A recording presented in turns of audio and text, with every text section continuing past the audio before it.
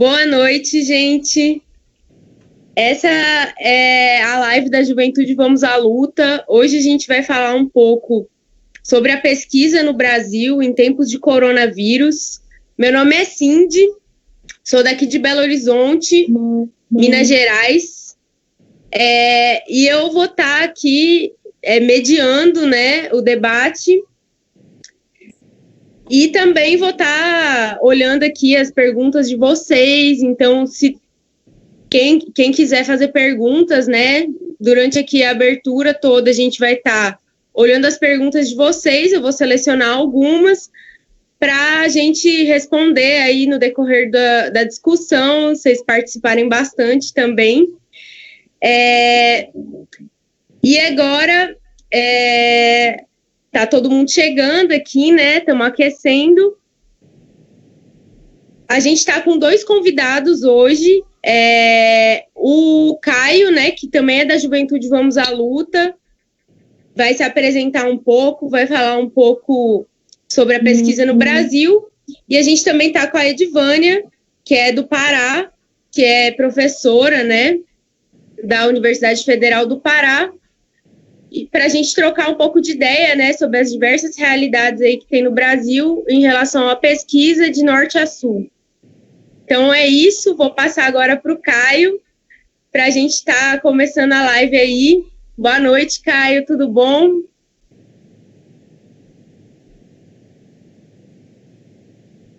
Oi, gente, boa noite. Meu nome é Caio, eu sou militante da Juventude Vamos à Luta, estudante da UF. Falar um pouco para vocês sobre a situação hoje da universidade pública em meio à pandemia do coronavírus. Bom, a gente tem hoje no Brasil o governo Bolsonaro, que é um governo de extrema-direita, obscurantista, que é inimigo da ciência, da pesquisa, do pensamento livre, do pensamento crítico, e que segue adotando uma postura negacionista frente à gravidade que tem a crise do coronavírus no país. Quer dizer, é um governo que ele mesmo, sozinho, dissemina fake news, notícias falsas, falsas informações sobre supostos medicamentos que serviriam para tratar o coronavírus, que quer, de qualquer forma, acabar com a quarentena, com o isolamento social, fazer com que voltem às aulas, com que os trabalhadores voltem a se arriscar no seu local de trabalho e no transporte público. Enfim, que tem um projeto ultra-reacionário que combina um duríssimo ajuste fiscal, significa pegar a conta da crise econômica que já existia e se aprofunda com o coronavírus, combinado com um programa autoritário de extrema-direita para fazer com que nós, a juventude, com que a classe trabalhadora de conjunto pague a conta da crise. E o Bolsonaro, ele é um presidente que nomeia e demite de acordo com quem abaixa a cabeça ou não para sua vontade. Quer dizer, além de ter demitido ontem o Mandetta, hoje demitiu o João Luiz Azevedo, que era o diretor da CNPq, que foi demitido por cobrar, junto com a associação dos pesquisadores, que a CNPq tivesse independência do governo, tivesse mais verba. Por isso, assim, eu queria começar dizendo o seguinte, que para a gente da Juventude Vamos à Luta, a gente opina o seguinte: quem tem que ser demitido é todo o governo Bolsonaro e o Mourão. Eles que têm que ser demitidos, eles que têm que sair, tem que cair todo o governo Bolsonaro para a gente ter de verdade uma solução para a crise que está colocada. Até porque é um governo inimigo da pesquisa da universidade, em um momento que as universidades cumprem um papel fundamental. E aí a gente pode ter a gente tem uma série de exemplos disso, né? O próprio sequenciamento do genoma dos primeiros casos de coronavírus foi feito a partir de pesquisadores da UFMG, da UFRJ e da USP, que foi feito em tempo recorde, que vai ajudar bastante no desenvolvimento da pesquisa sobre o vírus. Uma série de universidades que estão usando seus laboratórios para produzir álcool em gel, que está servindo para ajudar o sistema de saúde. Pesquisadores aí da USP, mas também da UFPB, que têm produzido respiradores mecânicos para ajudar com o problema do SUS, que hoje tem uma falta muito grande de respiradores, que é fundamental para tratar os casos graves. Enfim, inclusive vem sendo produzido pelas universidades formas mais baratas e mais rápidas de produzir. Hoje, a USP, no campus de Bauru, no interior de São Paulo, começou a fazer testes em massa de coronavírus. Enfim, isso são só alguns exemplos. Porque, segundo dados do ANDES, né, que é o Sindicato Nacional dos Docentes de Ensino Superior, 95% da pesquisa que é feita no Brasil é feita a partir das universidades públicas, né? E aí, em meio à crise do coronavírus, em que essas universidades mostram com bastante clareza todo o potencial que tem para ajudar na solução da crise, o governo segue aprofundando as medidas de cortes e de ataques à educação e à pesquisa e à ciência e tecnologia. Quer dizer, o Bolsonaro, junto com o Weintraub, que é o ministro da Educação, e o Benedito Aguiar, que é o diretor da CAPES, que é um criacionista, ex-reitor da Mackenzie, que foi colocado lá, cortaram uma série de bolsas, milhares de bolsas em todo o país, com a portaria 34/2020 da CAPES, né? E que cortou bolsas de milhares de pesquisadores, mestrandos e doutorandos no país, inclusive bolsas de pesquisadores que pesquisavam diretamente o coronavírus, né? Então, de fato uma situação muito grave. Se a gente vê em algumas universidades o peso que essa medida teve, por exemplo, na Federal de Santa Catarina, cerca de 25% das bolsas foram cortadas. Na Federal do Paraná foram 600 bolsas. São milhares de bolsas no país inteiro de estudantes pesquisadores que dedicam a sua vida ao avanço do conhecimento científico, né? Muitos deles, inclusive, que abriram mão de empregos, de salário para estar pesquisando, que perdem do dia para a noite. E isso está no bojo de um projeto de destruição das universidades públicas como um todo, né? A Edvânia vai falar logo depois, ela também vai trazer bastantes elementos sobre isso, inclusive com um projeto que hoje o governo coloca como uma falsa solução para o problema do coronavírus, que é o ensino à distância nas universidades. Quer dizer, não é que o governo está preocupado com os estudantes não terem aula. O governo quer avançar com o seu projeto de precarização e empurrar goela abaixo um ensino à distância, que na verdade não serve para quase nada, não serve para nada na educação pública, na educação de uma forma geral, e para mostrar a viabilidade desse projeto, que está a serviço à privatização, que está a serviço de seguir dando lucro para os grandes empresários como a Proton Ironware e os tubarões do ensino, enfim.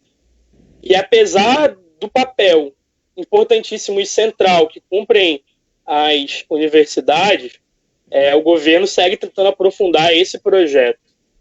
Bom, assim, uma das justificativas do Bolsonaro, que é dita também pela grande mídia o tempo inteiro, pelos grandes economistas do establishment, é que não tem dinheiro, que o país não tem dinheiro nem para investir em pesquisa e nem para investir no combate ao coronavírus a fundo, né? Que, na verdade, a gente vê que é uma grande mentira, né?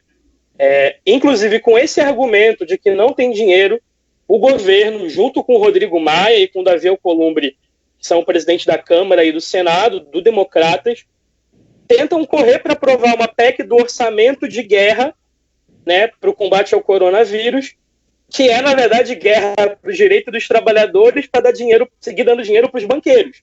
Essa é a verdade. Por exemplo, essa PEC do orçamento de guerra permite que o Banco Central compre a dívida dos bancos, os títulos podres dos bancos, né, transformando a dívida privada dos banqueiros numa dívida pública, jogando um gasto brutal no orçamento público para salvar os bancos, liberando isenção fiscal para os grandes empresários, enfim, e permitindo que o orçamento das áreas sociais sejam utilizadas para combater o coronavírus. Mas a PEC do orçamento de guerra não toca 1 milímetro no interesse dos banqueiros e dos grandes empresários. Por exemplo, não falam em taxar as grandes fortunas ou taxar lucros e dividendos. Então, os empresários, grandes empresários, não seguem sem pagar pela crise que está colocada. E mais importante, não toca 1 milímetro na dívida pública, que aí é o grande problema que asfixia o orçamento, né? Então, você faz todo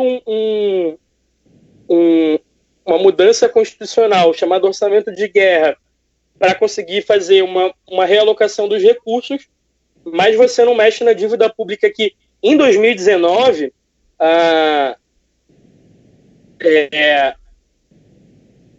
foi gasto na dívida pública 38% do orçamento, cerca aí de 1,038 trilhões de reais na dívida pública.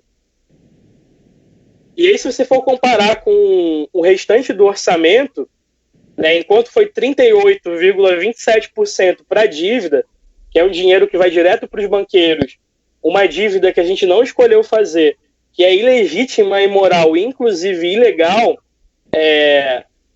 enquanto vai 38,27% para a dívida, vai 0,23% para ciência e tecnologia, 3,48% para a educação, 4,21% para a saúde.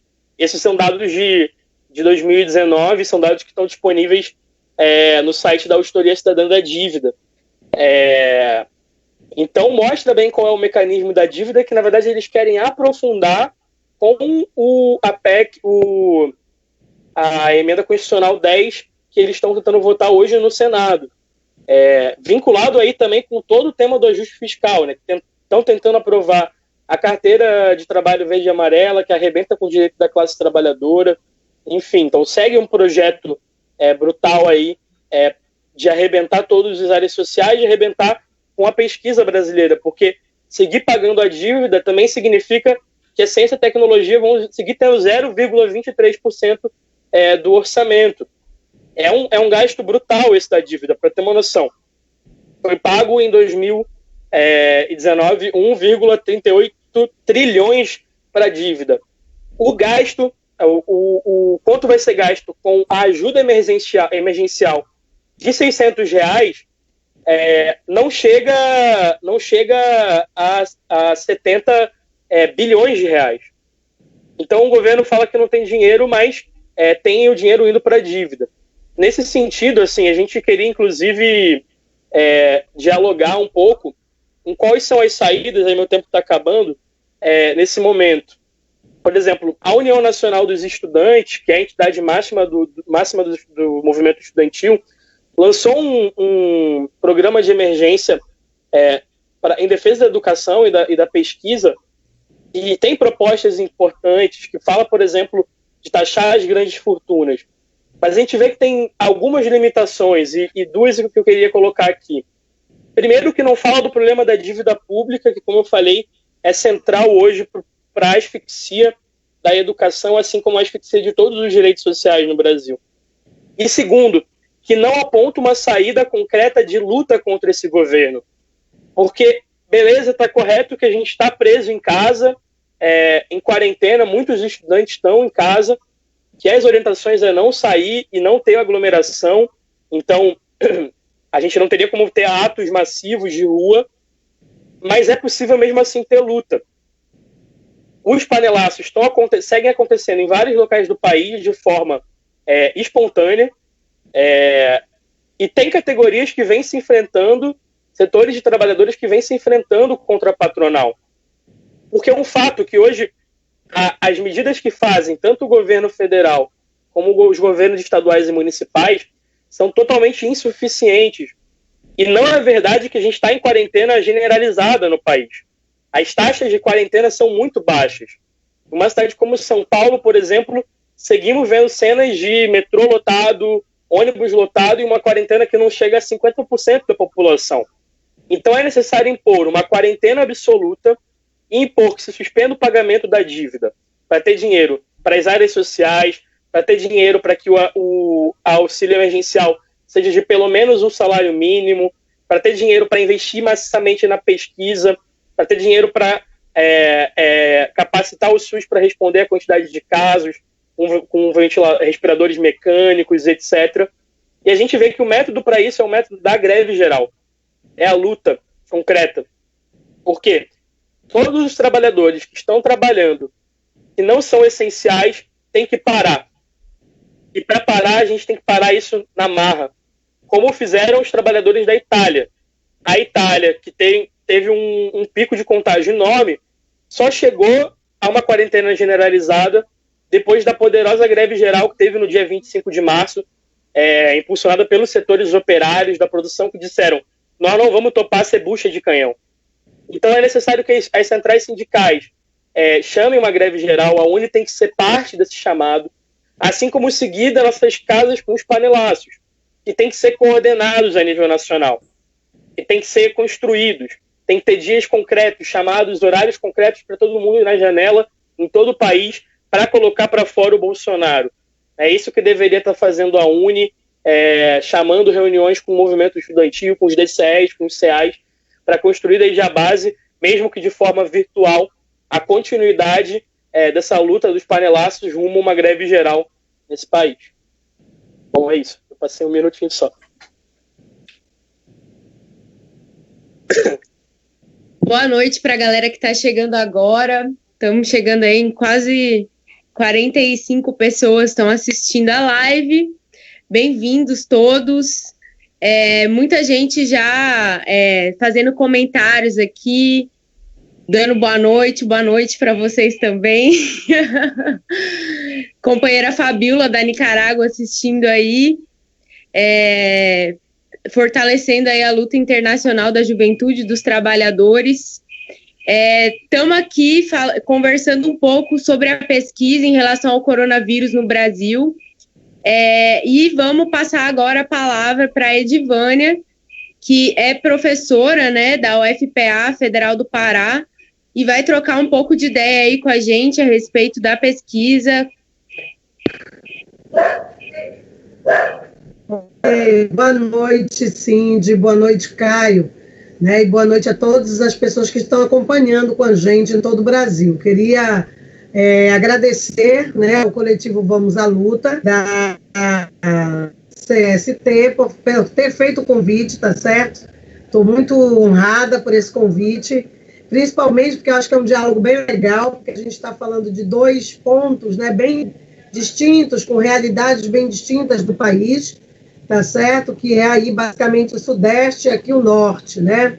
Então eu queria começar a minha fala dando alguns números, né, exatamente do lugar de onde eu venho, do meu lugar de fala, como professora, doutora aqui da Universidade Federal do Pará, do Instituto de Educação Matemática e Científica, que é um instituto que abriga, por exemplo, o Clube de Ciências, né, já que o tema da nossa live é a pesquisa. Então, abriga exatamente um clube de ciências que existe há 40 anos, pessoal, e que, inclusive, deu origem a esse instituto. Então, alguns números, né, inclusive isso que eu vou dizer para vocês, está disponível, tá, no YouTube, vocês podem encontrar, são números oficiais da Universidade Federal do Pará, é uma das maiores do Brasil, né, e eu começo dizendo do meu orgulho de ser parte dessa universidade, porque todos nós aqui, alguns mais, outros menos, acompanhamos exatamente o processo de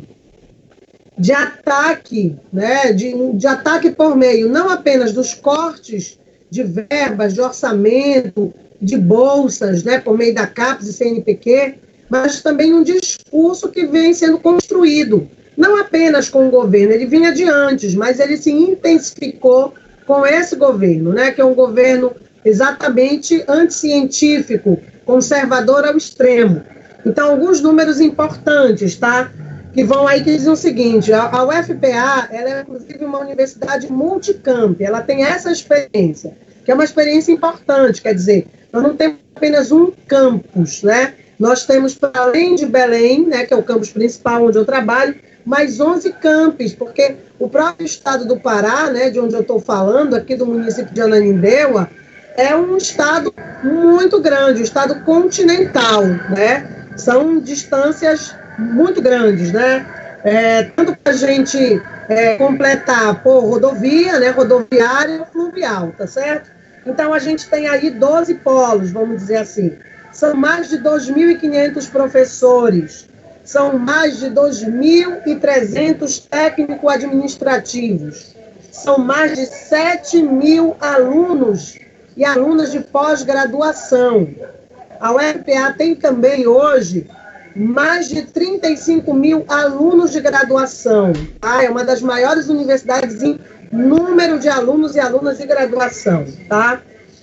Tem também mais de 200 cursos de graduação nas mais diferentes áreas do conhecimento. Tá? Ela tem tudo isso aí. Tá? São mais de 50 contratos, né, de cooperação técnica, tá? Com diversas universidades do mundo todo, institutos renomados de pesquisa, né, dentro e fora do país, tá? Para vocês terem uma ideia, o último dado que eu tenho aqui, né, só de número de bolsas FIBIC, eram mais de 1.300 bolsas, tá? Com mais de 1.000 doutores formados. Então, vejam, né, que essa, sem contar, obviamente, o quadro, a parcela do quadro da própria universidade. Então, vejam, eu estou dando o dado do instituto, aliás, da instituição de onde eu venho. Então, que é considerada a maior do Norte, uma das maiores do Brasil. Então, esses dados, eles são importantes para localizar a gente, né, que a gente está falando de muita gente, tem muita gente que a gente está falando de pesquisa, de ciência, de educação no Brasil, a gente está, né, falando, transitando muita gente. Às vezes, aquela imagem que as pessoas têm do cientista como aquela figura louca, né? Tinha até um personagem antigamente, né, de desenho em quadrinho, que era o cientista todo, né, com o cabelo todo, né, meio assim, meio desfigurado dentro de um laboratório, né? Essa é uma imagem estereotipada. Na realidade, a ciência no Brasil, ela é produzida por pessoas, né, que inclusive, no caso do Norte e do Nordeste, vem de classes populares. Então, isso é importante dizer, porque também uma característica importante, por exemplo, da nossa universidade, é a presença, e esse é um elemento que nós estamos na Amazônia, a presença de estudantes quilombolas, estudantes indígenas, tá certo? Então, esse é um elemento também que aí coloca no debate também que a nossa pesquisa, ela precisa dialogar, ela precisa estar em diálogo com esses conhecimentos. A universidade é um espaço de troca, né, de troca de experiência, de troca de conhecimento, tá certo? E aí eu estou falando disso porque a gente vai ter a seguinte situação, né? No ano passado, em 2019, nós tivemos aí, pelo menos, foram anunciados em 3 momentos distintos, o último em setembro, houveram três, né, anúncios de cortes de bolsas, tá? Pelo MEC, que esses cortes, eles incidiram tanto nas bolsas da CAPES quanto do CNPq. Então, a CAPES tinha ao todo 211.784 bolsas, tá? E nas mais diversas áreas, nas mais diversas campos do conhecimento, tá certo? E desse total aí de 211.784 bolsas, nós tínhamos, então, 92.680 na área da pós-graduação. Tá? Então, o que aconteceu? esse corte fez com que o governo deixasse, então, de ofertar 11 mil bolsas, tá? Então, foi um corte que, no total desses 3 momentos distintos, em 2019, foram deixadas, de ser ofertadas no Brasil 11 mil bolsas, tá? Isso é importante esse dado, tá? E ainda, outro dado, para além do corte, dessas 11 mil bolsas, foi também a não expectativa, não foi criada expectativa da criação de novas bolsas. Então, isso também é muito grave. Além da redução do orçamento, tá certo, anunciada pelo próprio Ministério da Educação, que cortou 9% de todo o Ministério, de todo o orçamento do Ministério do MEC, houve uma redução entre 2019 para 2020, houve um corte de 9%. Então, observem que esses ataques eles são muito graves. Por quê? Porque há realmente um alinhamento, como o Caio já sinalizou, na fala dele, houve um alinhamento, há um alinhamento muito, realmente muito afinado desse governo, de todo o seu governo. Eu concordo com o Caio, que não é apenas a figura do Bolsonaro, nós também, eu participo do coletivo sindical Resistência e Luta, nós também temos essa leitura, temos esse acúmulo de que é importante, sim, tirar todo o governo Bolsonaro do poder, por isso nós também defendemos o fora Bolsonaro e Mourão. Para nós a questão não se resume à figura do Bolsonaro, na realidade é uma política de um governo que está alinhado a interesses do grande capital, aos interesses da grande mídia, tá certo? Então, e esse grande capital não interessa a ele que se produza ciência, que se produza tecnologia, tá certo? Não interessa a esse grande capital o acesso e a permanência, de filhos e filhas da classe trabalhadora. Então, aí a gente entende quando esses cortes eles são recorrentes.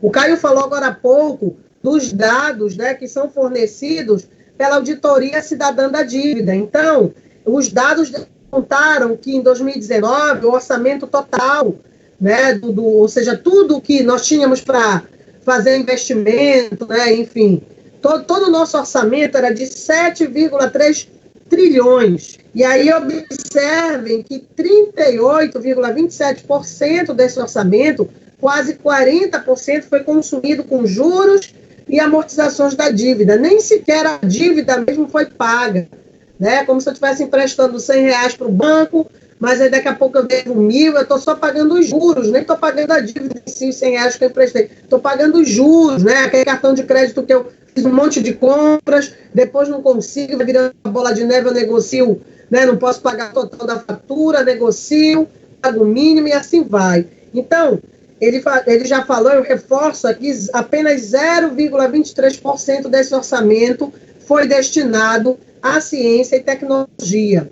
Então, como é que nós vamos falar que a gente pode falar de desenvolvimento, falar de transformação, falar de industrialização, porque vejam só, olha um elemento importante, olha o que é o capitalismo. Nós estamos diante, a situação da pandemia nos colocou a seguinte situação. Apenas um país produz, basicamente, que a China tem um controle, eu acho que de 99,9% de todos os equipamentos de proteção individual, não é isso? Máscaras, não é isso? Enfim, tudo está vindo de lá, da China. E aí, nesse momento, agora nós temos praticamente um único país que está comprando tudo. Pirataria comercial, em pleno século XXI, que é os Estados Unidos. Então, o que isso tem a ver com o que a gente está discutindo aqui, que é a pesquisa? Tem tudo. Porque só vai haver industrialização, só vai haver geração de emprego e renda se nós tivermos efetivamente investimentos, de fato, investimentos pesados em educação, em ciência, em tecnologia. Caso contrário, nós não temos. Então, esse é um dado muito, muito grave, muito importante.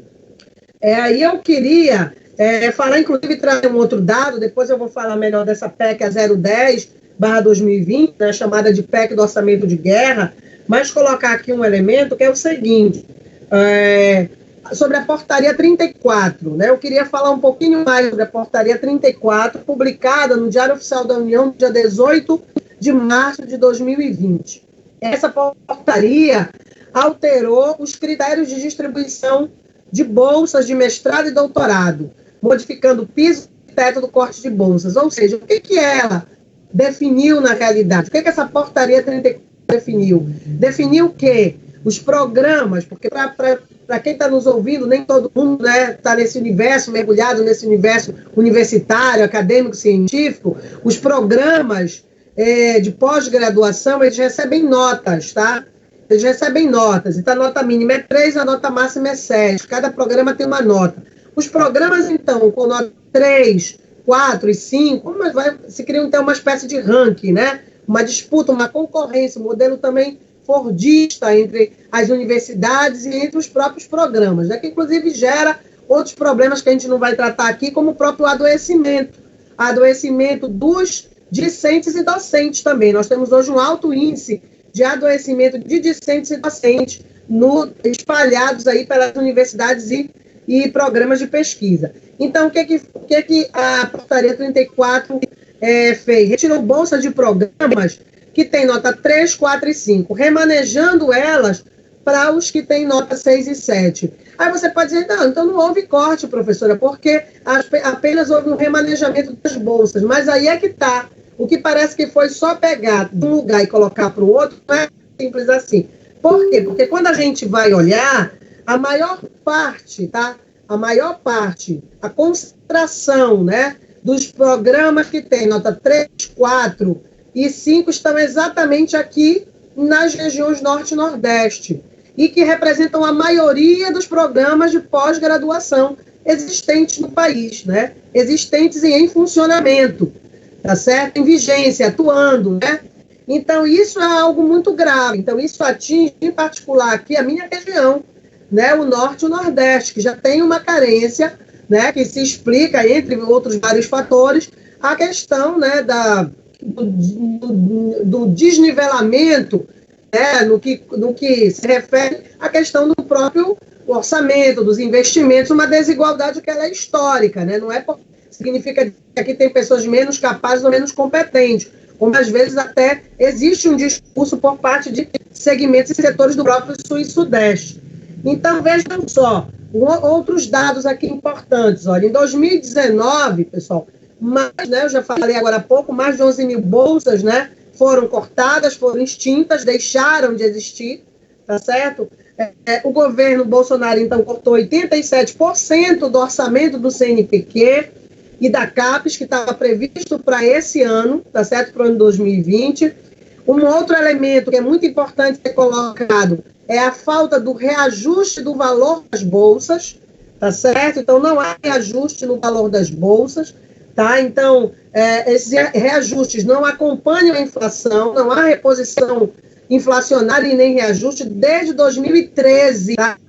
Desde o ano de 2013. Então, quais são os valores das bolsas? Um aluno, uma aluna que hoje faça mestrado, tá? E não quer dizer que todo mundo, tá? Isso é importante dizer também.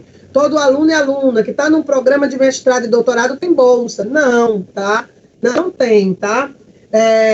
Geralmente os programas eles definem, né, um critério para conceder a bolsa, tá certo? Então, a bolsa hoje do mestrado é no valor de R$ 1.500 e a bolsa do doutorado R$ 2.200, tá? Então, isso é importante de ser dito. E não são reajustadas, então, desde 2013, tá? Então, isso é algo muito grave, tá? Isso também, inclusive, a DUFPA, né, Associação de Docentes da UFPA, né, e nós, obviamente, seguindo, inclusive, o que o ANDES, nosso Sindicato Nacional, reivindica, nós temos exigido, feito diversas ações de caráter político e jurídico, no sentido de reivindicar, né, que caia a portaria 34, tá certo? Nós exigimos, né, que o governo recupere, que pelo menos as bolsas que foram cortadas, elas sejam recuperadas, elas sejam devolvidas, tá certo? E também o reajuste do valor que é pago às bolsas, tá certo? Na prática, o que a gente tem observado é que o modelo de concessão de bolsas, deixa eu só olhar o meu tempo aqui, a gente vai falando e acabou o meu tempo, né? Acabou o meu tempo, tá? Então, eu queria só rapidamente falar aqui o seguinte, né? os pós-graduandos não estão sozinhos, assim como os estudantes, né, de todas as universidades, institutos federais e Cefetes do Brasil não estão sozinhos, tá? Nós temos o Andes, Sindicato Nacional, nós temos a própria Associação Nacional de Pós-Graduação, a ANPG, a UNE, enfim, existem a Frente Parlamentar pela Valorização das Universidades Federais, existe então um conjunto, certo, de entidades, de coletivos que vêm lutando, além dos próprios coletivos de estudantes. E essa ação que vocês estão realizando aqui, ela é muito importante, porque ela vai no sentido de abrir essa discussão que não está na mídia, né? Está se dando muita importância hoje à ciência, aos cientistas na mídia, mas como se existisse recurso para a ciência, como se a Globo, que hoje faz uma crítica, né, ao governo, ainda que nós sabemos quais são os seus interesses, né, e faz uma crítica sempre pela direita, porque apoia o conjunto, né, ultra neoliberal dos programas políticos do governo Bolsonaro, ela em nenhum momento apoia a ciência, a tecnologia e a educação em nosso país. Então é importante que a gente diga que a gente paute questões como essa e reivindique esse tipo de questão, tá certo, na mídia, né? Porque não é à toa que pesquisadores brasileiros sequenciaram em tempo recorde, né, o coronavírus aqui no Brasil. Então, esse tipo de notícia aí precisa ter um destaque muito maior, tá ok? Aí eu fico à disposição, vou ter as perguntas, tá? Quero agradecer mais uma vez.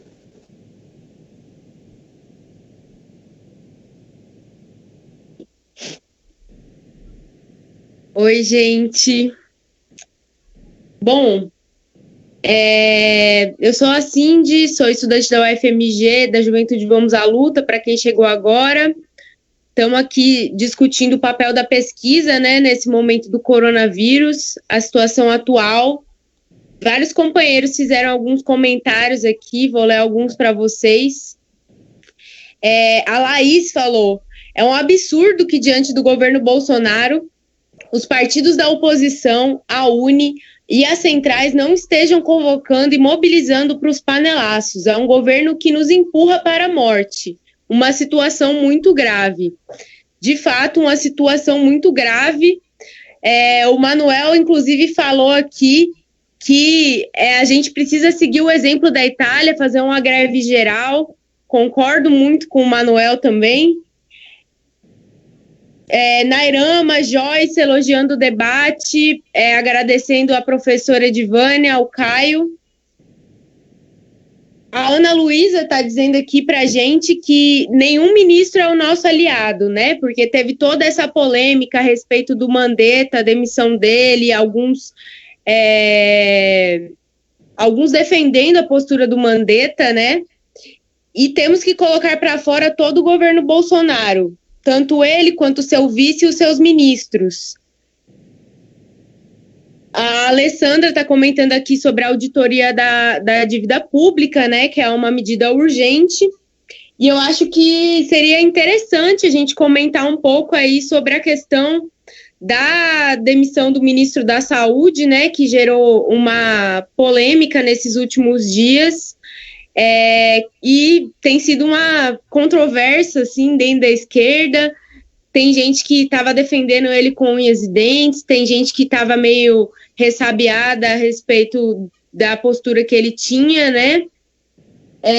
E também para a gente discutir um pouco qual é o papel do movimento em relação ao que os ministros estão fazendo, enfim, e como a pesquisa, né, nesse sentido, pode contribuir para munir, né, as pessoas de informação para a gente enfrentar essa pandemia. Passar a palavra aqui para vocês e, galera, vocês podem mandar perguntas, fiquem à vontade, agora é o momento que a gente vai trocar mais ideia aqui, junto com todo mundo que está assistindo.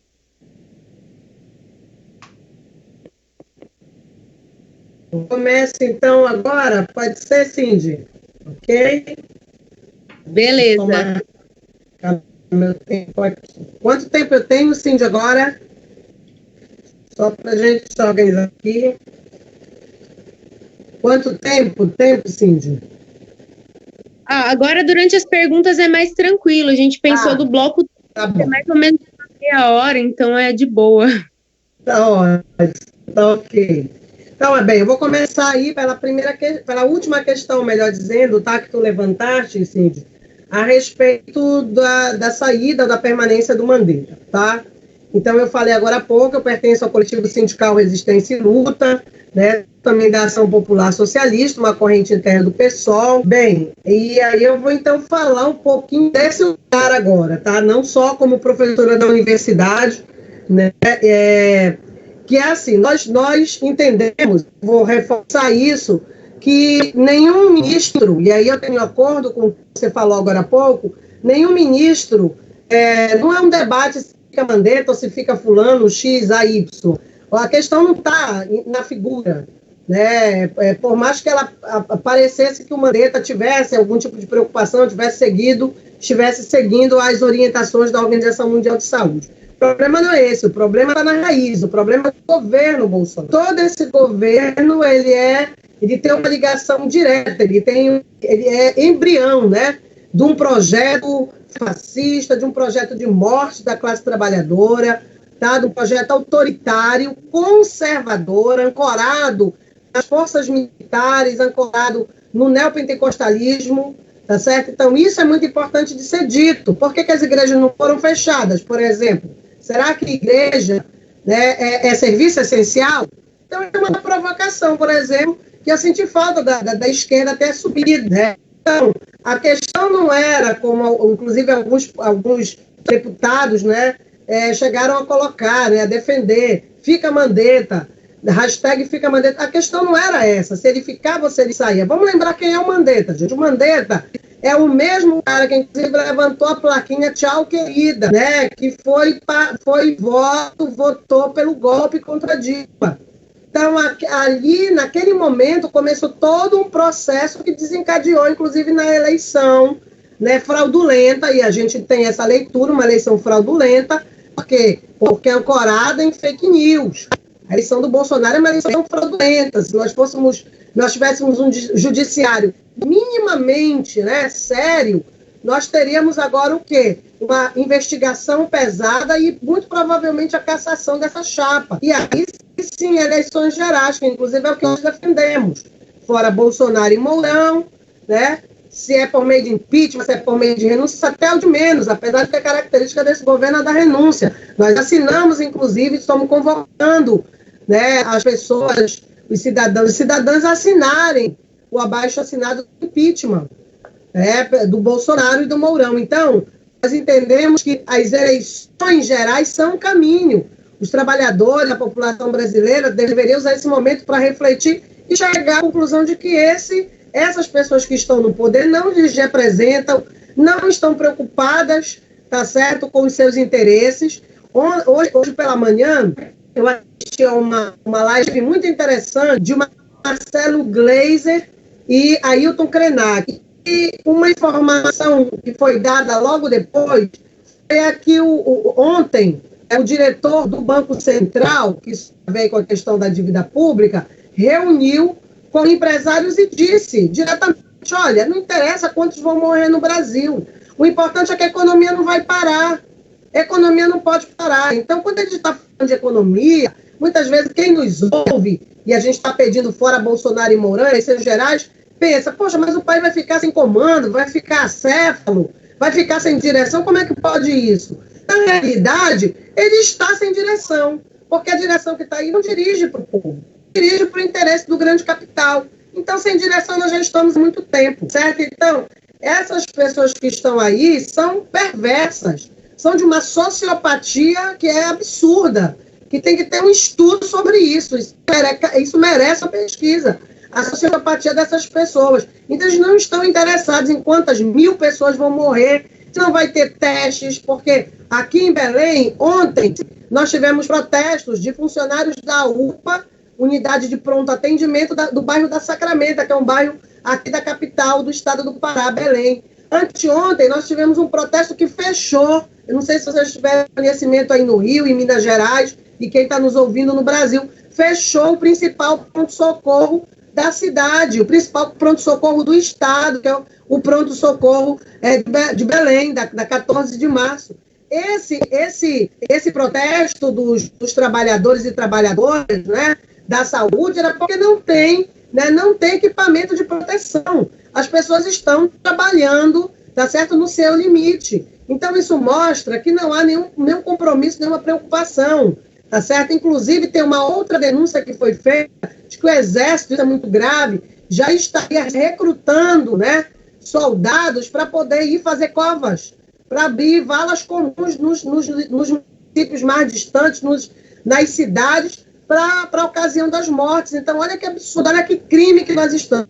Então, nós não defendemos o Mandetta, nunca defendemos, porque não defendemos esse governo, tá certo? Nós achamos que o problema não está no ministro, na troca de ministros, está na política, tá certo? Está na política, é essa que é a origem de todo o problema, tá certo? Então, não se trata de ficar ou de permanecer aquele ou aquela. E o tema da dívida, ele é muito importante. Ele é muito importante e nós, inclusive, entendemos que é precisa a regulamentação do imposto sobre as grandes fortunas, que inclusive está previsto na Constituição. Isso aqui, pessoal, não é uma proposta de comunista, de esquerdista, de professor universitário, tá, pessoal? Isso aqui está previsto. Peguem lá a Constituição Federal de 88, a nossa Carta Magna, né, o seu artigo 153, tá? Então, esse artigo está previsto desde que a Constituição foi promulgada, mas nunca ninguém, nem os governos Dilma e Lula, tiveram coragem de tratar, de tocar nessa questão. Então, nós precisamos tocar nisso sim, porque bastava 3% cobrar, taxar 3%, né, lá dos 206 bilionários que existem no Brasil, que a gente resolveria boa parte dos nossos problemas, porque, para fechar a minha fala nesse momento, não é verdade, não tem recurso. É uma mentira, é um discurso falacioso. Nós temos aí como eu acabei de falar agora há pouco, 2019 eram 7,3 trilhões, quase 40% foi usado para pagar a dívida pública. O investimento em educação ficou em 3,48%. Mínimo. Em saúde, idem. Em saneamento, piorou ainda. Eu moro no município que tem um orçamento do Brasil, que é na Nindeua. Então, se nós utilizássemos, né, o recurso que é do povo, tá? O PIB, gente, Produto Interno Bruto, é a soma de todas as riquezas, é o produto do nosso trabalho, tá certo? Quem constrói, quem produz, somos nós, os trabalhadores e trabalhadoras. Então, se a gente aplicar isso, de fato, para voltar em políticas para a população, nós teremos uma outra realidade, tá certo? Então, é importante dizer que não é verdade que o país não tem dinheiro. Fora que ainda existem as reservas, tá? As reservas são uma espécie de poupança que é feita fora do país. Ninguém toca nisso. No final do ano passado, o ministro Paulo Guedes autorizou a utilização de 46 milhões do dinheiro da reserva do país para os bancos, tá certo? Para grandes empresários. Então, dinheiro existe sim, entendeu? Então, quando a gente está fazendo um debate como esse sobre pesquisa, é importante perceber, né, que agora, olha a situação que nós estamos. O Mandetta, né, que muita gente estava aí defendendo, é o mesmo que levantou a placa Tchau, querida, é o mesmo que foi eleito com financiamento, tá certo, com financiamento privado, né, dos planos de saúde privado, Unimed, Apivida da vida, tá certo, pessoal? Então, tem recurso, o recurso precisa que se abra, né, essa caixa aí, e precisamos discutir, sim, o orçamento do país.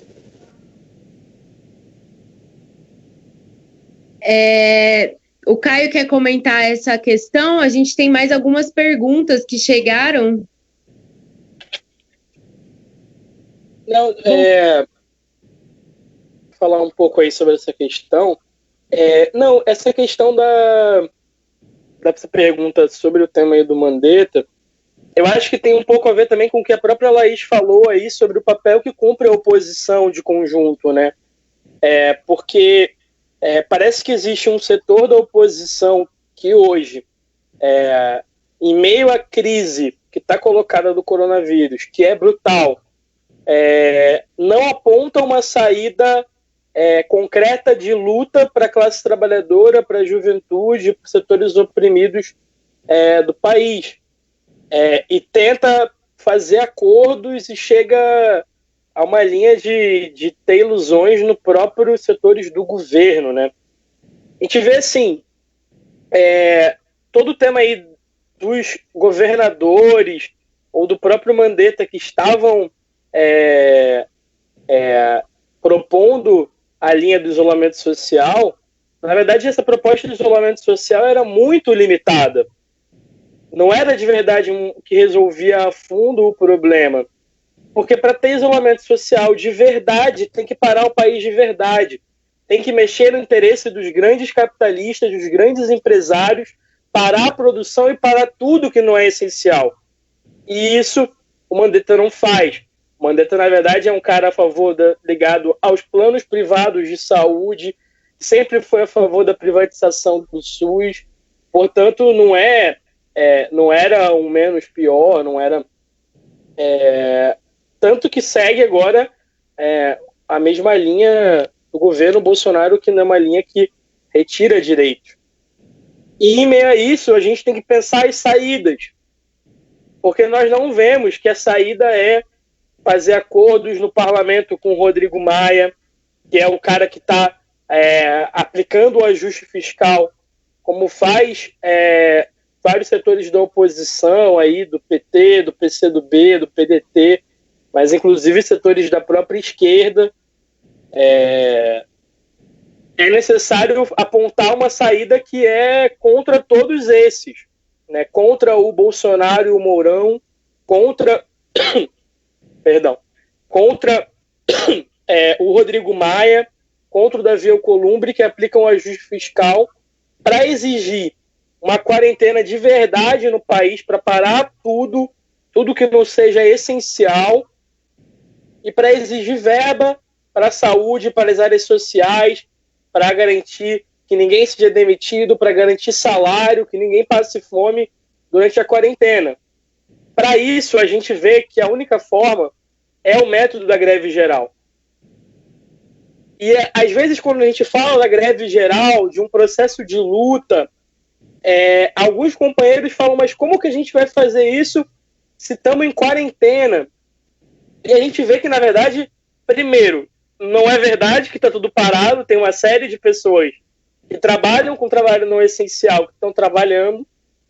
E segundo, já tem processo de luta acontecendo no Brasil e no mundo todo. Você vê, por exemplo, no Brasil, a gente teve, logo no início do isolamento, uma poderosa greve na Cherry, lá em Jacareí, no interior de São Paulo, que parou a produção e em menos de 24 horas de greve garantiu o direito à quarentena. A patronal ficou morrendo de medo da greve avançar mais e já entregou o direito à quarentena. Os trabalhadores de telemarketing da Uma Viva em São Paulo, que é um dos maiores telemarketings do país, uma categoria que fez uma paralisação pelo direito à quarentena e pelo direito de fazer a quarentena com salário garantido. Tanto que o governo Bolsonaro, logo depois, edita uma medida provisória colocando o telemarketing como um serviço essencial, para que exemplos como o da Uma Viva não se generalizassem, tentando intimidar a categoria, mas é uma categoria que em vários locais do país tem enfrentado a patronal exigindo condições mínimas de higiene e exigindo também a quarentena. Perdão. E isso também tem acontecido em outros lugares do mundo, em que categorias vêm lutando, setores dos trabalhadores vêm lutando para garantir. A gente teve uma greve geral na Itália que garantiu a quarentena. Você vê, tem toda uma situação de rebeldia, de indignação nos setores da saúde, os trabalhadores da saúde que estão trabalhando sem condições mínimas de higiene, de proteção, como o caso aí dos trabalhadores em Belém do Pará, que paralisaram o hospital, porque, de fato, esses trabalhadores estão abandonados. E o problema é que a direção dos sindicatos e o conjunto da oposição não constrói pela base a greve geral. Isso é o que a gente acha que a CUT, a CTB, a Força Sindical, os principais centrais sindicais e a própria UNE deveriam estar construindo desde a base a greve geral, que a gente vê que é um método para derrotar o governo Bolsonaro, colocar para fora Bolsonaro e Mourão.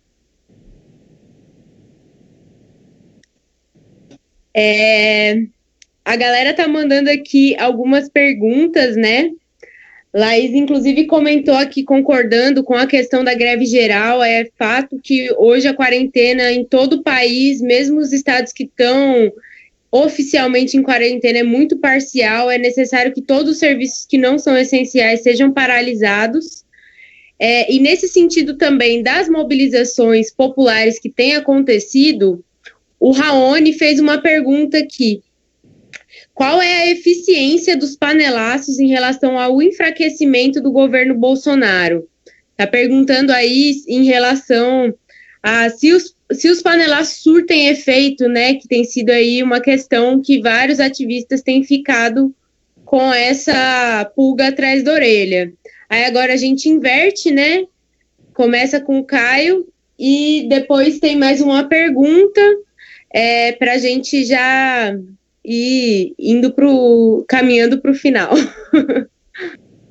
Vamos marcar tempo para as perguntas, botar um tempo melhor, né? 4 minutos, talvez.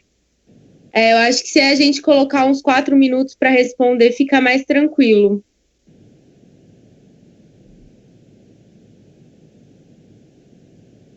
Não, então, eu acho que é uma pergunta importante. A gente tem ouvido essa pergunta de verdade. O ativismo discute assim, tem efeito bater a panela? Eu opino que sim.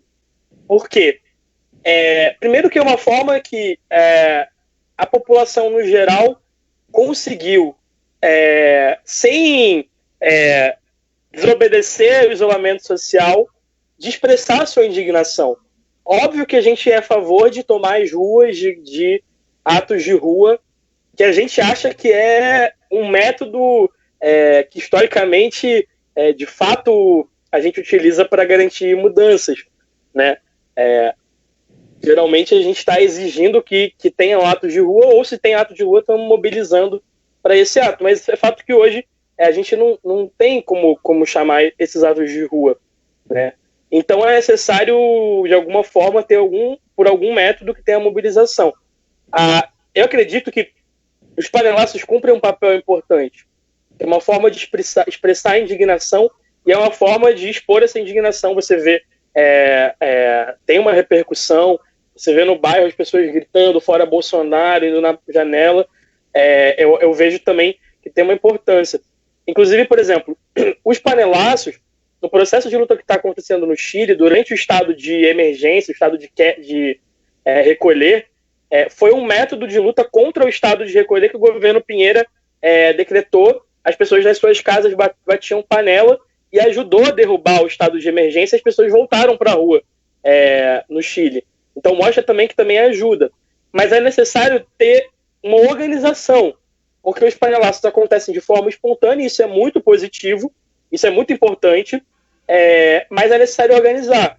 Por exemplo, ter dias nacionais centralizados, com horários marcados, que sejam convocados os panelaços com pautas claras contra o governo Bolsonaro e que seja construído. Por exemplo, do ponto de vista da UNE, que é a entidade representativa do estudante, a gente vê que era necessário que a UNE convocasse reuniões para construir pela base, com os centros acadêmicos, com os DCEs, com as entidades estaduais, que construíssem os panelaços.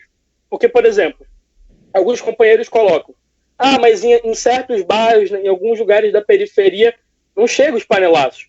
Não chega porque está faltando organização das entidades sindicais e da entidade estudantis pela base, construindo as pautas desse panelaço, mobilizando desde a base, porque também não é sempre que vai ser automático, que vai ser espontâneo.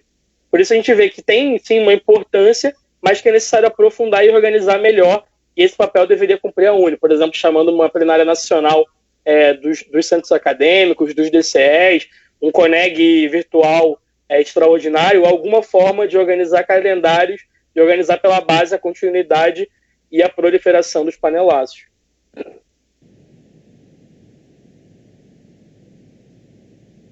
Ok. Olha lá, em relação a isso, eu vejo que todas as ações, né, que forem possíveis, né, dentro de um quadro que nós estamos vivendo, que é um quadro, obviamente, que nenhum de nós ainda tinha vivenciado, né? Isso é novo para mim, que tenho quase 50 anos, para vocês mais ainda, né, que são jovens, né, para a Cindy, para o Caio, são bem jovens.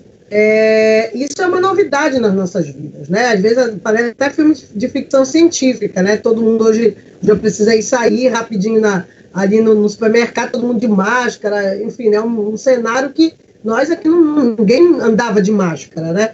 Lá no Oriente, lá principalmente China, inclusive as pessoas têm o hábito de andar porque a poluição lá é muito grande, inclusive devido a pesada industrialização que existe por lá. Bem, eu acho que toda ação que puder enfraquecer e que for de contestação ao governo, ela precisa ser apoiada, né? Eu moro também na Nindéua, que é, como eu falei, a região metropolitana. Aqui não tem panelácio, porque não tem prédio, eu moro numa casa, inclusive. Aqui a gente não tem prédio próximo. Logo no início desse isolamento, a moça que veio fazer minha unha, eu perguntei para ela, né? A gente tem uma convivência aqui com os vizinhos, o que ela achava do panelaço? E ela, com toda a simplicidade, ela falou: esse negócio de panela, isso aí é uma coisa lá do pessoal lá do centro. Aqui pobre vai bater panela? Para quê? Fazer barulho, atrapalhar o vizinho que quer ver novela, né? Então, bem, mas porque é uma outra, porque também são formas diferentes, né? Eu não vejo problema, mas eu acho que nós não temos que esgotar nossas energias nisso, né? Por exemplo, então eu acho que a gente precisava utilizar esse momento, né, de isolamento, utilizando estratégias, como, por exemplo, a gente pode construir pequenas palavras de ordem, usar pano, usar papelão, e colocar palavras de ordem e começar a colocar nas nossas janelas, na frente das nossas casas, né? Nesse diálogo, mesmo que você esteja no isolamento, você vai à padaria, você vai de vez em quando a algum lugar, né? Você pode falar algumas coisas muito rapidamente ali. Eu acho que você tem que, se você tiver um panfleto, entrega. Eu acho que a esquerda precisaria ter um programa emergencial. A esquerda precisa discutir um programa emergencial. E dentro dele, eu penso que o centro é a renda mínima para todos os trabalhadores e trabalhadoras do Brasil. Isso, penso eu, que vai atrair a atenção das pessoas. Isso eu penso que dialoga não só com trabalhadores e trabalhadoras, como com os estudantes também. Porque uma boa parcela dos estudantes hoje, principalmente aí no sul e no sudeste, principalmente, estão os famosos nem, né? Nem estudam e nem trabalham. Estão totalmente, isolados, né? Numa espécie de limbo, nas periferias, nas favelas. Então, eu acho que a gente precisa discutir isso, discutir um programa emergencial que coloque a questão da renda mínima, né, que debata a revogação da emenda constitucional 95, né, do teto dos gastos, com saúde, com ciência, com educação, com saneamento, a questão da dívida pública. A gente precisa criar mecanismos para tornar esse debate da dívida pública algo que as pessoas ouçam, sabe, que é isso mesmo, se interessem, sabe, a gente precisa provocar esse debate. Obviamente que a gente já está numa condição bem desfavorável, porque nós não temos as mídias, né? Porque, infelizmente, o nosso parlamento não vai puxar esse debate, obviamente, o nosso judiciário idem, né? Porque nenhum deles são afetados com isso, né? Infelizmente, uma parcela da esquerda também está com dificuldade de compreender, me parece, para onde que a gente tem que rumar, né? Está mais preocupada com as eleições, mas eu penso que nós temos que ir lançando semente. Eu quero dar um exemplo bem interessante de uma ação que está acontecendo num bairro da cidade de Belém, minha vizinha aqui, né? Que é lá no bairro da Terra Firme. Se estiver ouvindo de lá, pessoal do curso popular TF Livre, quero mandar um grande abraço para eles. O pessoal do curso popular TF Livre é um cursinho, né, que prepara os estudantes, né, a juventude do bairro para tentar ingressar às universidades. Mas o que eles fizeram agora com o isolamento? Eles constituíram espécies de, eu vou chamar assim, de brigadas. Como não dá para fazer mais reunião, né, com um bocado de gente amontoado, mas eles organizam 3, 4 pessoas por área, dividiram o bairro em várias áreas, tá? Uma experiência bem interessante. E aí as pessoas do próprio bairro, né, que conhecem, obviamente, as pessoas, então tu não está inventando nada, né? Alguém que vem lá do outro bairro para conversar com aquela pessoa, não. É o cara lá que bate na porta do vizinho, ou liga, né, fala pelo WhatsApp com o vizinho, e dessa maneira eles montaram uma rede que eles estão prestando solidariedade por meio de cestas básicas, estão montando um consultório online, tá, com médicos que estão se disponibilizando. Vai ter geriatra, vai ter cardiologista, vai ter infectologista, vai ter médico clínico geral. Vocês imaginam o que é isso? eles têm uma rede de apoiadores que está cadastrando no INSS as pessoas para acessar o seguro emergencial, que inclusive é importante que a gente utilize esse espaço para dizer que é uma pauta. O seguro emergencial foi uma pauta do pessoal e das esquerdas de um modo geral. Então, olha que interessante, eles vão construindo, né, lá nessa base, como tu falaste, Caio, lá na base, né, um diálogo com as pessoas a partir das suas necessidades, dos seus problemas, vão atingindo as pessoas e discutindo política. Então, agora a gente conseguiu, a partir de hoje vai ter uma bike som rodando no bairro com uma mensagem, foi construída uma mensagem falando, olha aí, moradores da Terra Firme, o curso popular está fazendo isso, está fazendo aquilo, entendeu? Então, é interessante falando e dizendo, olha, é nós por nós, né? Que é o que a periferia daí do Rio, de São Paulo, tem falado, né? É nós por nós, porque os ricos não estão sendo atingidos. Vai morrer um rico ou outro, não é verdade. Não é verdade que o coronavírus democratizou, né? Tem esse discurso aí também na mídia, o coronavírus democratizou. Agora é pobre, é rico, é preto, é branco, todo mundo pega coronavírus. Não é verdade. Os índices, os dados estão aí. Porque tem mais pobre que rico, então mais pobre e rico vão pegar. Mas não é só isso, é porque as pessoas que moram nas periferias, nas favelas, enfim, nos grotões do nosso país, muitas vezes tem um pedaço de sabão para o mês todo, muitas vezes não tem nem acesso à água. Semana passada, aliás, no início dessa semana, né, 8 bairros aqui de Belém estavam sem água. Sem água. Então, como é que tu está falando de higiene se tu não oferta nem água para as pessoas? Não tinha água na torneira. Inclusive, eu falei agora há pouco, para finalizar, do pronto-socorro da 14 de março e a UPA da Sacramento, eles estavam denunciando a falta de água nas torneiras de noite. Então, olha, se a gente está falando aqui de pesquisa, ciência, tecnologia, educação, a gente está falando de vida, mas isso só é possível se nós, de fato, né, direcionarmos, se o povo for dono do seu destino. Nós precisamos direcionar, né, os recursos para quem realmente precisa, e não para pagar banqueiro, e não para socorrer os grandes empresários. Bom, agora a gente já está caminhando para o final, né? A Lorena fez uma pergunta que é bastante pertinente, que ela coloca assim: durante o tsunami da educação, foi muito comentada a questão da divulgação científica e colocado que no Brasil ela é deficitária. Como a divulgação científica poderia contribuir no combate ao coronavírus? Porque, de fato, né, depois do tsunami da educação, começaram a dar aula pública nas praças e etc.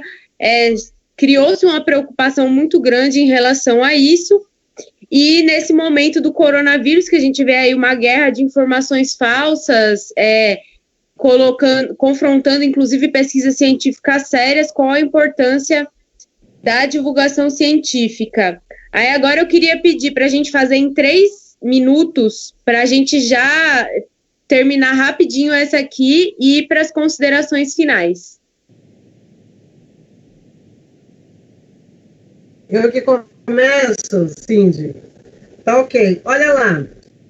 Eu elenquei aqui algumas reflexões que eu considero importantes, né? Nós estamos falando aqui de pesquisa, mas é importante, né? Nós defendemos a pesquisa, mas é importante também que a gente problematize, né? Quem faz pesquisas no Brasil? Quem é atingido, quem é beneficiado pelas pesquisas feitas no Brasil? A divisão do orçamento, né, para a pesquisa, que já é tão pouca, né? Nós já falamos sobre isso, é apenas 0,23% do orçamento, é quase nada, tá certo? Esse pouco, na hora que é dividido, ele não é dividido de forma homogênea. Ele é dividido de forma a repetir historicamente uma lógica de exclusão e segregação regional. Então, de modo geral, esse pouco orçamento fica onde? Fica no Sul e no Sudeste, tá? Então, as regiões Norte e Nordeste são as piores, são as que recebem menos recursos, quase nada. Tá certo? Então, isso precisa ser problematizado também. Nós não podemos achar que um laboratório lá na USP funciona do mesmo jeito que um laboratório lá na Federal do Acre, tá certo? Para a gente também não é um padrão só. O modelo de pesquisa no Brasil, ele segue uma lógica eurocêntrica. Isso é outro debate muito importante, tá? ou seja, onde os conhecimentos e as práticas da ancestralidade africana e indígenas, né? Porque não é apenas uma, não estou falando de índio, não, nós estamos falando de Caraó, de Tembé, de Teneteara, de Ararazu, de Munduruku, tá certo? Nós estamos falando de diversas cosmogonias, né? Diversas culturas riquíssimas, tá? Uma ancestralidade muito forte, sobretudo aqui na Amazônia, elas são completamente ignoradas. São ignoradas e até desacreditadas, né? Tomadas como mito, como lenda, tá certo? Isso está até nos nossos livros didáticos. Então, existe uma lógica eurocêntrica, né? Que já vem sendo questionada por diversos intelectuais aqui no nosso país e fora dele, que é uma lógica eurocêntrica, que subordina, né, esses conhecimentos, né, que derivam de outras cosmogonias, né, de outras experiências, né, de outros mundos, a uma matriz europeia. Então, isso também é importante, certo? Que em alguma medida, e aí eu estou provocando aqui, fazendo essa provocação, em que medida esse modelo padrão de ciência se aproxima com as igrejas evangélicas, nesse sentido. Estava prestando um desserviço. Olha, o Ailton Krenak, hoje na live que eu assisti dele, que foi lindíssima, ele problematizou uma coisa interessante, né? No mundo todo, existem maciços, em particular nos chamados países de primeiro mundo, Estados Unidos e Europa ali, né? Aquele G8, maciços recursos são empregados, né? Para a construção de pesquisas espaciais. Então, já até estão construindo uma base, né? Uma base espacial em Marte, um ônibus para transportar, né, 30 privilegiados, só tem 30 lugares, tá? Então, se esse negócio aqui não der certo mesmo, né? Se esse negócio aqui implodir, for liquidado, já tem 30 figurinhas aí, né, muito privilegiadas, né? Dono da Nike, dono da Coca-Cola, essas grandes figuras que vão pegar esse ônibus e estão imaginando que vão para fora do planeta e vão se resolver para lá, né? Um Elysium, né? Da vida real. Então, nós precisamos repensar isso. Precisamos repensar e alterar a mentalidade vigente, porque senão, caso contrário, nós não vamos ter futuro. O nosso presente nós já estamos amargando, né? Exatamente essa falta de investimento na ciência, como eu falei agora há pouco. Por que não tem? Por que não tem respirador no Brasil? Por que não tem luva, gente? Por que não tem máscara? Coisas tão simples, tão básicas. Porque não houve investimento. Não houve investimento no SUS, porque não tem investimento na ciência, na tecnologia. Aliás, esses investimentos só vem definindo desde o período militar. Eu peguei aqui um dado, né, uma tabela comparativa, por exemplo, e a gente vê, eu peguei 2015 até 2019. Em média, o percentual do investimento na saúde só passou de 4%, para esse ano. A previsão para esse ano era de 4,21%, que houve uma previsão de aumento do PIB. Então, em média, ficou em 3,8%. Desde o governo Dilma para cá, 3,8% o investimento em saúde. Então, isso é um elemento importante. Vai o Caio aí, 3 minutos, Caio. Não, eu acho assim, essa pergunta é bem importante aí sobre o tema das pesquisas, da divulgação das pesquisas, porque é um fato, durante o tsunami da educação teve muita divulgação, e hoje, em um tempo de muita fake news, que tem um governo que na verdade divulga fake news, divulga notícias falsas, que é um governo anti-ciência, né? Que combate a ciência, é bastante importante a gente divulgar tudo que produz a universidade pública, que tem uma importância fundamental. Inclusive para denunciar a política que tem o governo Bolsonaro, que é de destruir a pesquisa da universidade pública, né? E é importante a gente dizer, hoje, a cada dia, a gente vê novas pesquisas, novas coisas que estão sendo desenvolvidas nas universidades públicas, como eu falei um pouco no começo da live, a produção de respiradores, a produção de álcool gel, o próprio sequenciamento do genoma em tempo recorde, que vai permite avançar bastante rápido na pesquisa sobre o coronavírus, e que inclusive ajudou a alertar sobre a importância do isolamento social.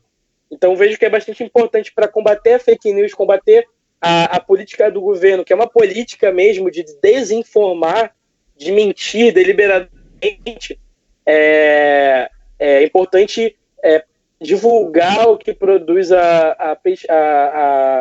as universidades brasileiras e mostrar isso. Inclusive para a gente exigir que para essas universidades seguirem funcionando e seguirem produzindo essa pesquisa de qualidade, de ponta que produzem, que tem que ter verba, que tem que suspender o pagamento da dívida pública para ter verba para educação e para ciência e tecnologia, e tem que ter autonomia, porque o governo Bolsonaro também quer mexer na autonomia das universidades, quer indicar reitores biônicos para colocar o seu projeto, quer intervir nas eleições de reitorias, ataca a autonomia do movimento estudantil e do movimento de trabalhadores dos servidores públicos e docentes, e também ataca a autonomia da universidade como um todo, que já é restrita, mas o governo quer aprofundar mais ainda. Então, o importante, acho que é um pouco nesse sentido.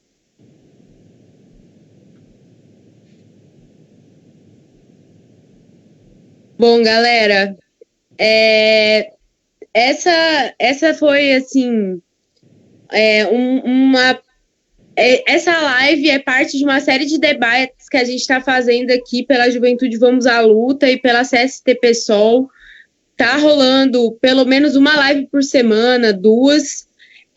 Acompanhem as nossas redes sociais, sigam a gente no Instagram, Juventude Vamos à Luta, no Facebook também, e acompanhem, né, os materiais. Além das lives, a gente também tem colocado uma série de textos online, já que estamos impossibilitados de distribuir os nossos impressos, né? Então estão todos aí sendo disponibilizados online. Inclusive, essa semana saiu a nossa revista internacional, que é parte da Unidade Internacional dos Trabalhadores, partido internacional do qual nós fazemos parte.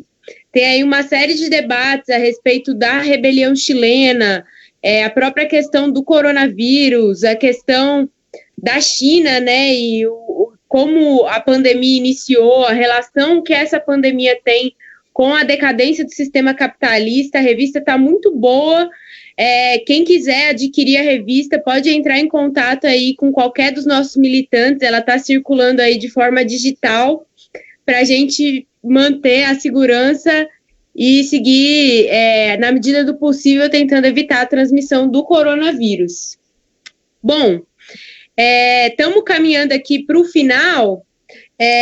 Durante a última resposta, a Joyce mandou aqui para a gente que falta dinheiro, né, na pesquisa no Brasil, de forma geral, né? A Edvânia colocou que é desigual, tem regiões que falta mais. Isso, de fato, é óbvio, né? E tem se aprofundado essas desigualdades no Brasil. Porém, tem sobrado dinheiro para os bancos, e nesse sentido a Joyce pergunta: qual é o papel que tem a PEC 010 no atual contexto? Aí, a partir dessa pergunta, vocês já podem emendar aí com as considerações finais para a gente já ir fechando o debate, terminando, dando boa noite aí para a galera. Mas é isso, gente.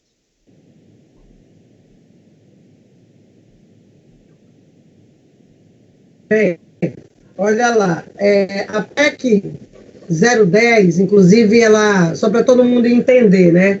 Ela sai da cabeça, né, do Rodrigo Maia, lá da turma do Centrão. Ela foi aprovada, foi para o Senado, foi votada o primeiro turno e hoje está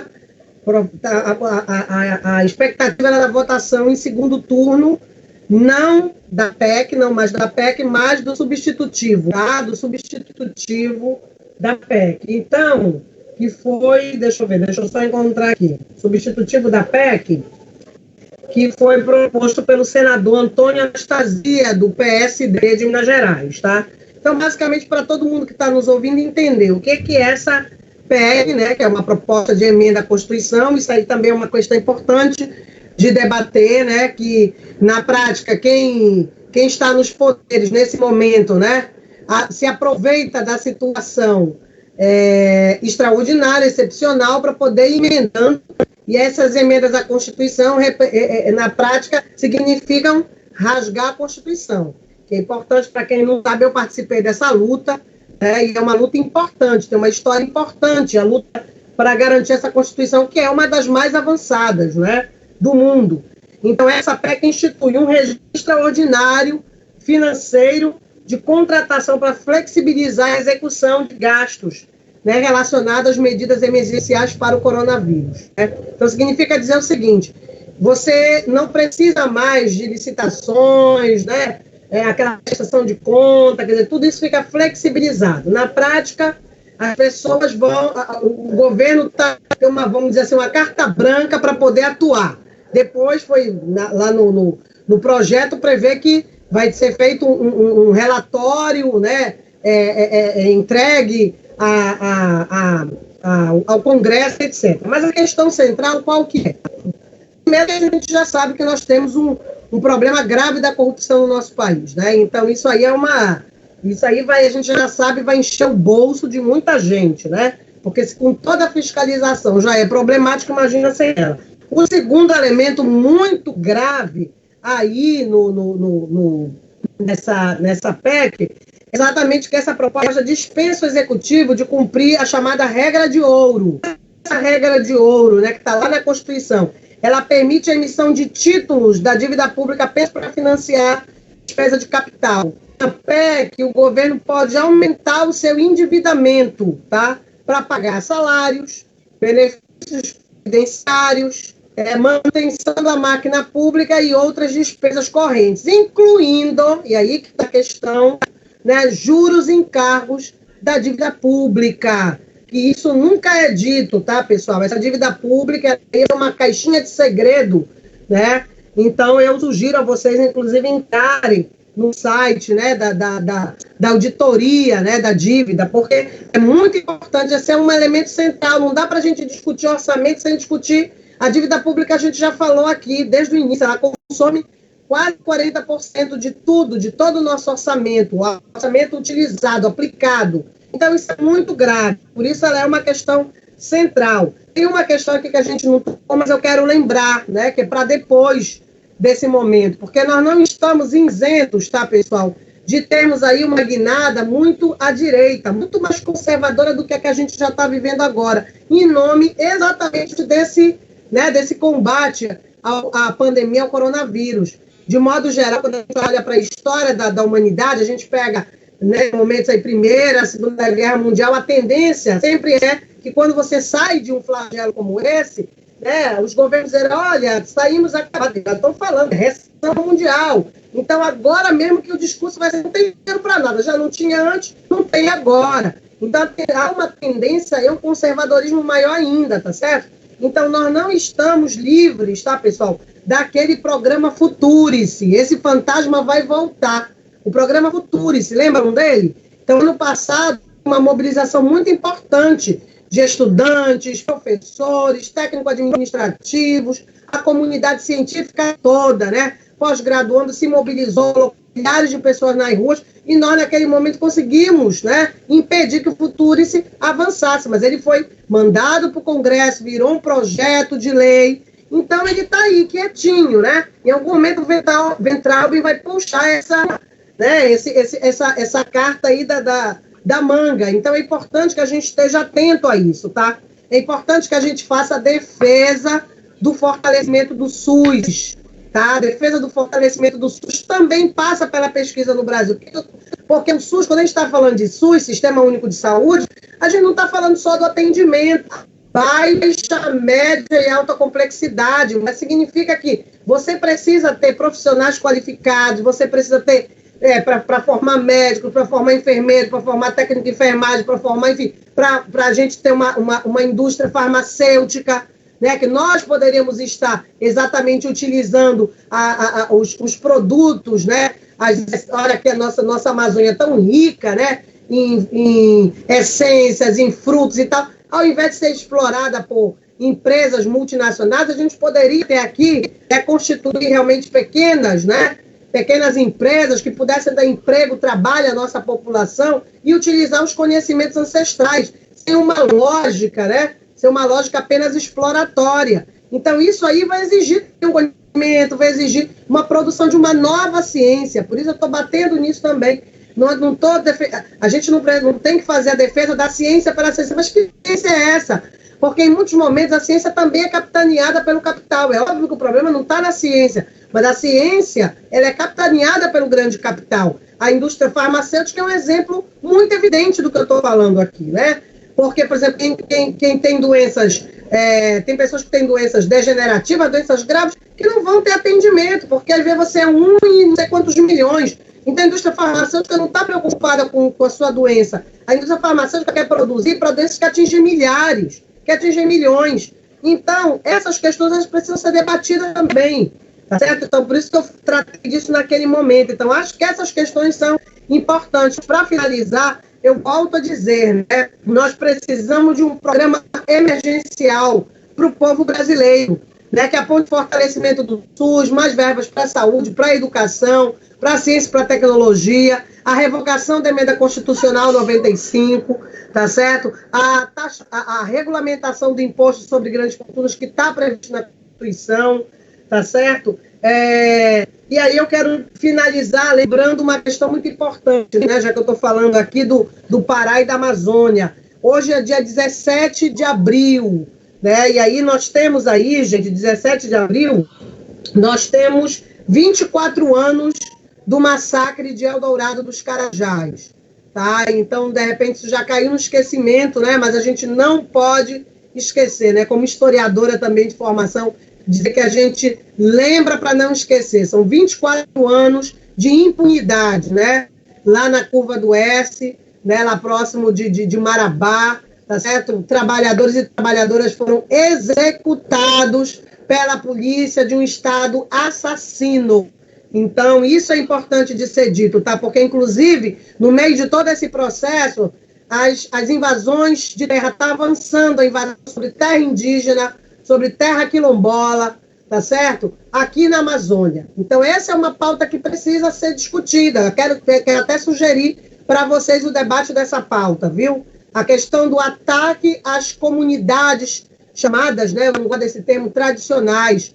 Semana passada, uma indígena foi assassinado, né, uma liderança indígena foi assassinada no Maranhão. Então, estão matando, assassinando as lideranças indígenas, as lideranças quilombolas na Amazônia. Então, esta é uma questão muito grave, muito séria, tá certo? Então, eu quero me despedir com isso, quero mais uma vez agradecer a Cindy, ao Caio, a todos que nos ouviram, tá certo? E fora Bolsonaro e Mourão, eleições gerais. Obrigada. Muito obrigada a você, Edivânia.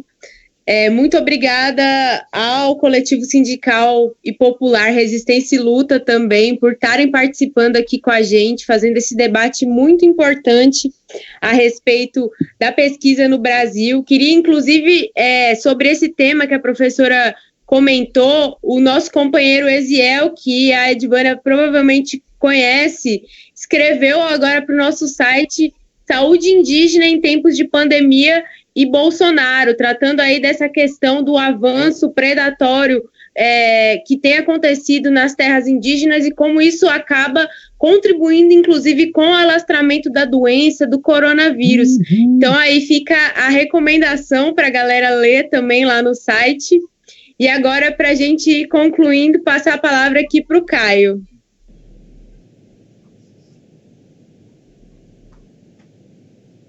Gente, então, primeiro, queria agradecer todo mundo que está assistindo a gente, que acompanhou a live. Faço um convite a seguir acompanhando a nossa programação virtual.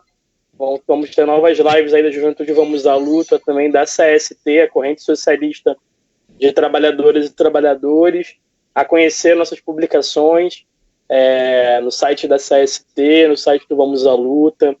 Temos feito também um esforço de traduzir textos das sessões da nossa internacional, que é a Unidade Internacional de Trabalhadoras e Trabalhadores, das diversas sessões, para também ajudar com um panorama mais internacional da crise do coronavírus. E também queria agradecer mais uma vez a Edivânia por estar presente, contribuindo e enriquecendo o nosso debate. Bom, assim, sobre a pergunta da Joyce, eu acho que é central o tema aí da PEC 010, porque é isso, assim, é uma PEC que está totalmente vinculada ao tema da dívida pública, que hoje é central para entender o problema do país. Entre outras coisas, assim, ela permite que o governo compre os títulos podres dos bancos, ou seja, os bancos estão perdendo dinheiro por conta da crise econômica, e o governo vai lá e salva eles e destina dinheiro público para salvar os bancos. Permite avançar na isenção fiscal a empresas e legaliza que o governo utilize a emissão de título da dívida para pagar juros, né? Que, na verdade, é algo que já acontece. Os companheiros da Auditoria Cidadã da Dívida denunciam que isso, inclusive, é parte da ilegalidade do mecanismo da dívida, mas agora o objetivo do governo é colocar isso, não só do governo, mas também do Rodrigo Maia, do Congresso Nacional, e do presidente do Senado, Davi Alcolumbre, de colocar isso. E é interessante, assim, os companheiros da Auditoria Cidadã da Dívida estão com uma campanha muito forte pela suspensão do pagamento da dívida pública e contra essa emenda constitucional.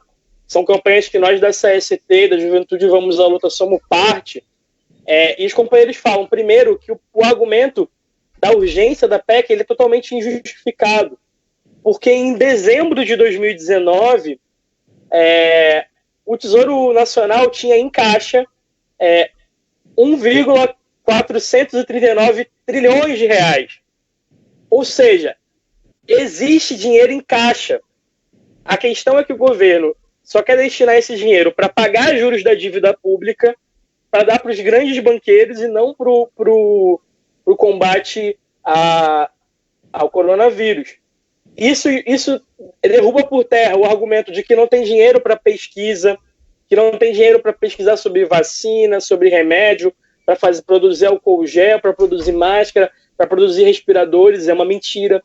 É mentira que não tem dinheiro para pagar o auxílio emergencial, que é só R$600, e com o dinheiro que tem em caixa no Tesouro Nacional, poderia ser muito mais, poderia ser no mínimo um salário mínimo. Então tem dinheiro. O lance que eles querem é avançar com um projeto de favorecimento dos banqueiros, perdão, de favorecimento dos grandes empresários, em detrimento das áreas sociais e, no caso aqui, em detrimento também da pesquisa, né?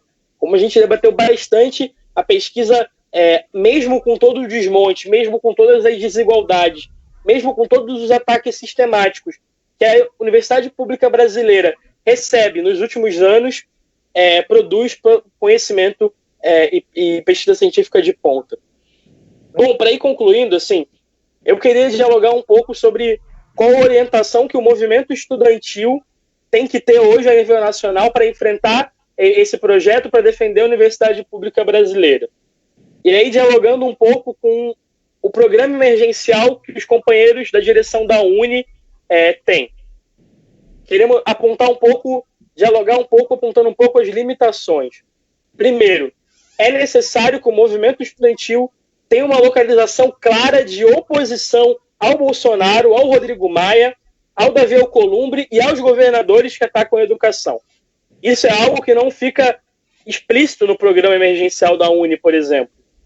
Segundo, nós achamos que tem que suspender imediatamente todas as disciplinas EAD e tem que suspender as mensalidades nas universidades privadas, combatendo a lógica do lucro, combatendo a lógica privada, a lógica dos tubarões do ensino, da Croton Anhanguera, e inclusive federalizando as universidades que se neguem a adotar essa medida.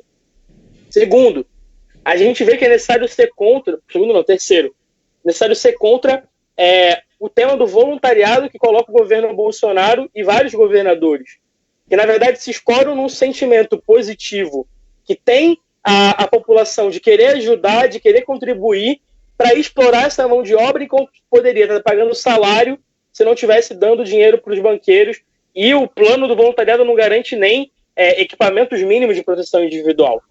E por último, que é fundamental, tem que se aprofundar a mobilização. Não tem saída hoje para a classe trabalhadora, para a juventude. Não vai ter dinheiro para pesquisa. Significa dinheiro para pesquisar e salvar as nossas vidas. Dinheiro para que ninguém morra nas filas dos hospitais. Dinheiro para fortalecer o SUS, para garantir salário, para garantir tudo o que é necessário hoje para enfrentar a pandemia. Só vai ter como fazer isso suspendendo o pagamento da dívida pública, e só é possível alcançar esse programa econômico alternativo que os ricos paguem a conta da crise, não nós, se tem luta. Precisamos se inspirar no exemplo da Cherry, no exemplo da greve geral italiana, no exemplo da luta que tem acontecido em toda a América Latina contra o ajuste fiscal, e chamar a organização de novos panelaços coordenados a nível nacional e a necessidade das centrais sindicais, junto com as entidades estudantis, construir uma greve geral nesse país. Parar tudo. Garantir a quarentena na marra. Se o governo Bolsonaro diz que é uma gripezinha e negligencia a gravidade do problema, que a gente pegue em nossas mãos os rumos do país e pare o país na marra, parar a produção para garantir nossos direitos. Bom, é isso. Novamente queria agradecer a Edivânia, agradecer a todo mundo que acompanhou, chamar quem assistiu, concordou com o que a gente falou, quer conhecer mais o Vamos à Luta, manda uma mensagem no Facebook, manda uma mensagem no nosso Instagram, que a gente responde.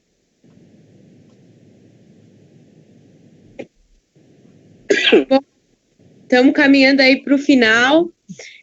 Agradecer novamente a Edivânia, ao Coletivo Resistência e Luta, pela participação aí no debate. E queria fazer um convite, né, novamente aí, quem não curtiu a página ainda, curta. A gente está com o post fixado aqui na página do Facebook para o link da petição pela Auditoria Cidadã da Dívida, né, em parceria com o coletivo da Auditoria Cidadã da Dívida, para que a gente chegue a pautar essa questão no Congresso Nacional. Ela tem que ter um mínimo ali de assinaturas, pedir para que todo mundo assine, está no nosso post fixado no Facebook e também o link na bio lá no nosso Instagram. Convidar todo mundo a seguir acompanhando a nossa programação, agradecer os companheiros aqui de live, o Caio, a Edivânia novamente, e tchau, beijos, boa noite.